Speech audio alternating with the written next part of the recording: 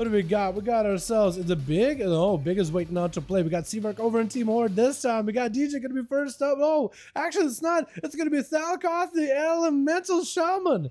I feel like we almost never see any Ellies in here versus Chicago. The Enhancer Chamancement trying to see if they might be able to fight one another. Going to be the Fire Elemental joining in for attack as he's trying to see if he can tank this up. Got himself a healing surge. Chicago can go for an interrupts on those. He does play into the grounding totem, so could potentially lock out a lot of damage from Thag. But with Chicago playing, are you playing Necrolord on this thing right now? Or are you a Venthier? I think he might be Necrolord. If you are Necrolord, you could definitely get grounding totem done. Gonna be stun totem, but Chicago does miss it. Gonna be a lasso for Thag. That lasso is definitely gonna give him a lot of that advantage. Got himself lava birds back to back for Chicago. Looks like Thag is playing the proper normal Shami build. Trying to go for chain lightning with the healing surges. No interrupts by Chicago. Good interrupt in 1-2. Thag finds the super low. And Chicago just ends up bonking him on the head with a lightning fury. Chicago is gonna recraft a full new fleshcraft.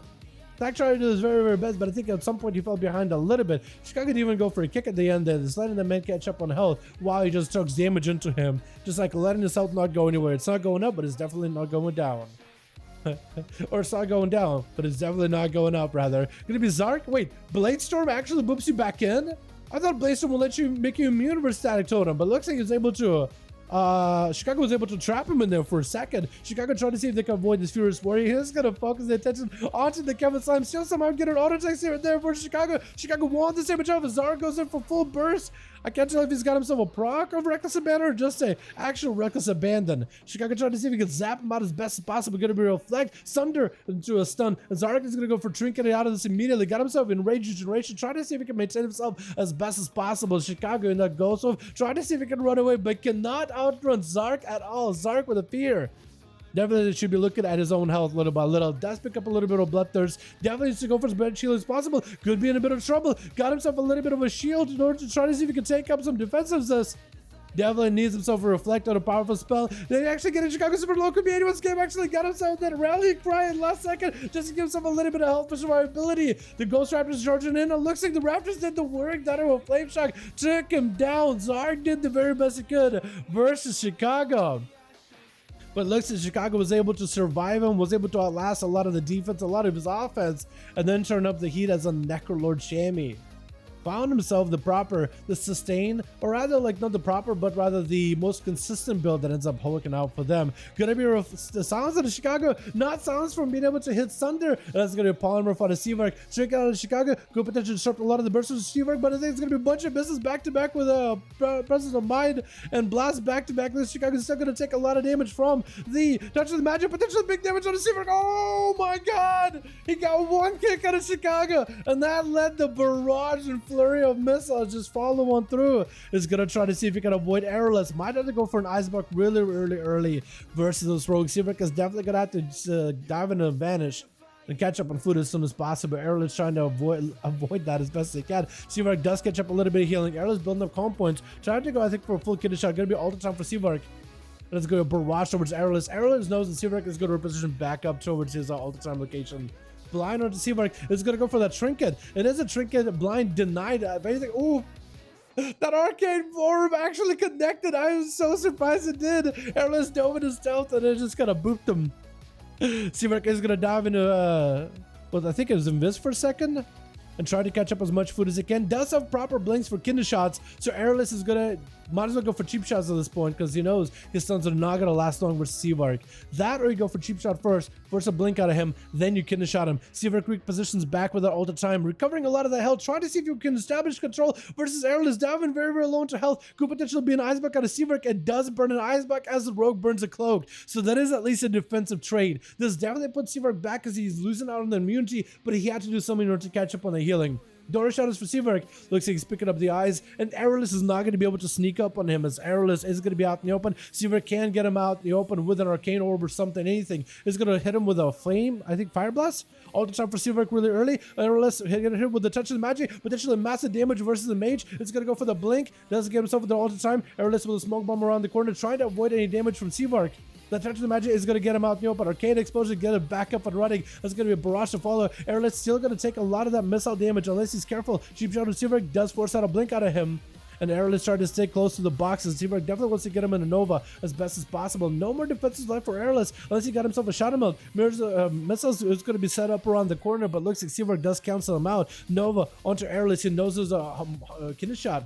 Could be up next. Is going to hit him with the missiles to follow. Does Airless get himself a Shadow Step? Barrage to follow. Airless gets a slow into the rogue. Does down into Shadow Melt for a second. Is going to be Arcane. Explosion. Get him out in the open. Immediate blink for Seabark as he establishes an ult time. He has himself an opportunity to come back. It looks like he might just have to cancel it ult time as Airless is expected to go back to where he was. But looks like he didn't time the ult time right. Going to be more missiles to follow. Airless had no health whatsoever. He's on a barrage to finish him off at the end. Barely in your health. The trinket for Seabark on the blind. Oh, committing. The trinket on the blind early on was the play, and he had it back up as he gets a blind back up too. Interrupt onto the Mirrors of Torment.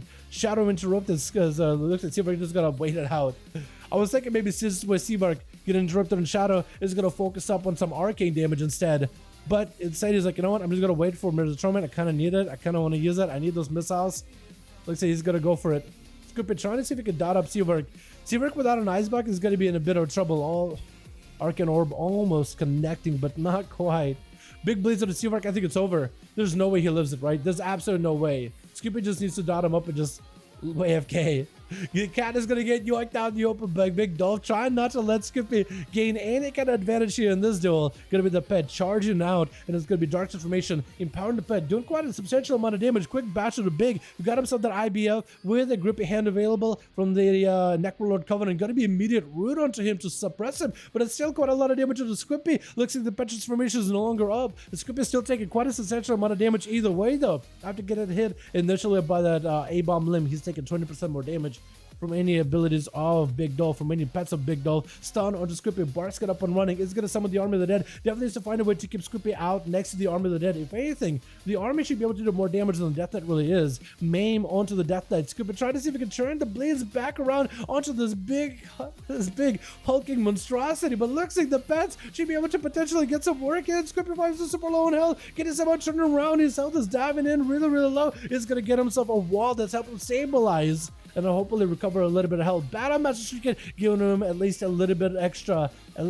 stamina in order to continue trucking through this duel. Getting interrupted on nature. That's going to be Flesh Cut to follow. Still lots of damage between the pet and the Death. They try to see if they could clobber and crush the shield apart. Scoopy does, and let's gain some sort of survivability from the shielding. Bash onto Dolph in order to control him for a moment longer, but it's still just under a ton of pressure. Dolph taking a bit of bleeds. He's starting to bleed out. He's starting to wane in this duel. Looks like Scoopy potentially got himself a nice setup on him, and it looks like Big, he just got to reposition completely. Is the pet still on Squippy? Good sacrifice the pet to gain a little bit of health. Honestly, it might not be a bad idea. He got himself a bit of runic power. The longer he waits, the more health Squippy is going to be able to return. Looks like Big backed away just to make sure he gets himself a full Flesh Cut up and running. And he has cooldowns coming back in too. This could potentially be his time to make a play. Stun onto Squippy, immediately responds with a trinket. Main back into Big Dolph with a rake stun to follow right after. Big got himself a full bar of runic power, but the authorities he's denied any kind of healing. Does sacrifice the pet, but the pet at 21% damage, but it doesn't really give it that much healing in return. It looks like it's going to be over for him with Scoopin trying to go for a big roar onto JJ as he's just charging out. Scoopin trying to see if he can reposition away from the Hunter. It's going to come back in for a quick maim. Force him to trick out of the Hunter. It's going to be a trick for DJ. Scoopin out the open. Does have a bar skin, but that's the only defense he's really got. That's going to be emergency healing. Acid dives in low. The Swarm does attach to him, making the frenzy region even more impactful to hopefully help him recover a little bit. Stun onto DJ. Trying to see if he can force out the Craven stratagem from the Feign Death. Trying to see if he can force out the Manic Bandages out of the Hunter.